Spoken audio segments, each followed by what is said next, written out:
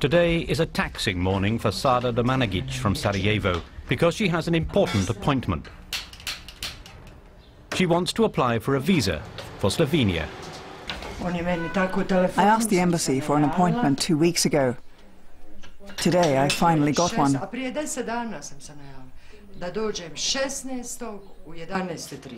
61-year-old says the application process is humiliating. I want to visit my sister. If it weren't for her, I wouldn't be doing this. Before the Balkan Wars of the 1990s, Slovenia was part of Yugoslavia, just like Bosnia.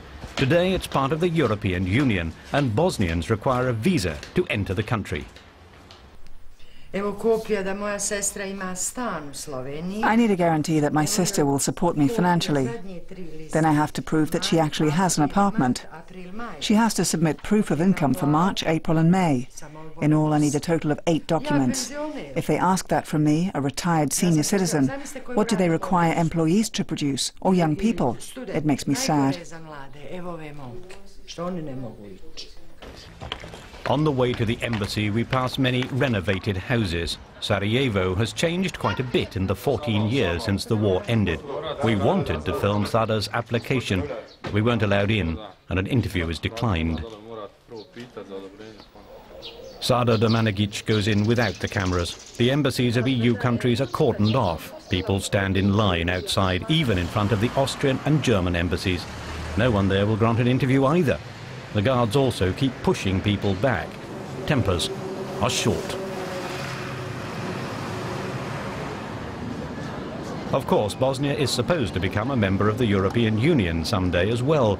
The EU has held out that promise, particularly to the country's younger generations. Take Amar Basic, a 24-year-old student of English literature. He's annoyed that he still needs a visa.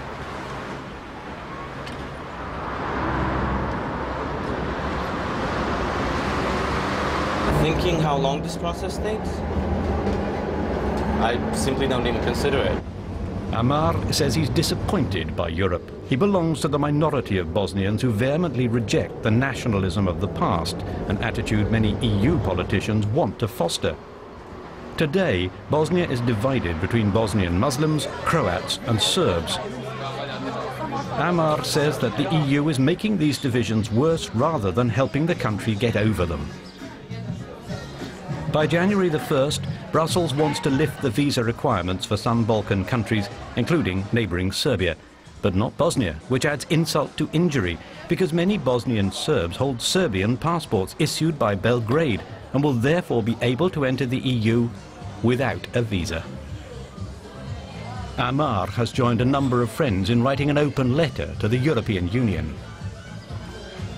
The victims are expected, Ratko Mladic, to have a better passport and to have visa-free access to the EU other than them. And this creates horrible feelings of abandonment.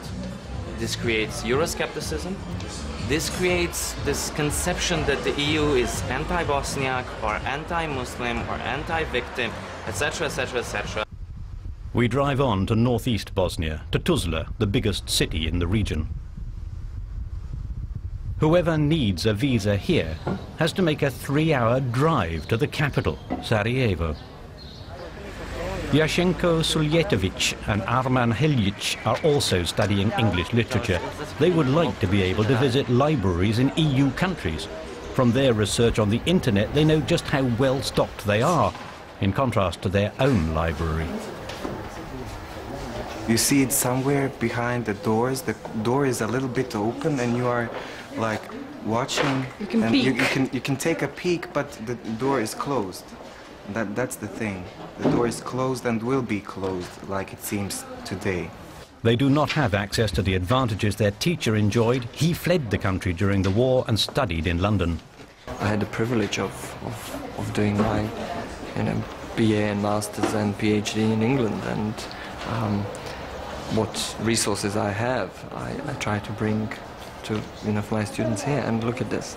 This is 2 shelves for English. How can you teach with this? The situation is so bad that many students are considering emigrating for good. Well, we are angry. Disappointed more than Yes. angry. It's difficult to live a life like that. We live in a society, knowledge isn't, so on high value. They don't need it. So we feel rejected also from the politicians of our country, but also from the European Union.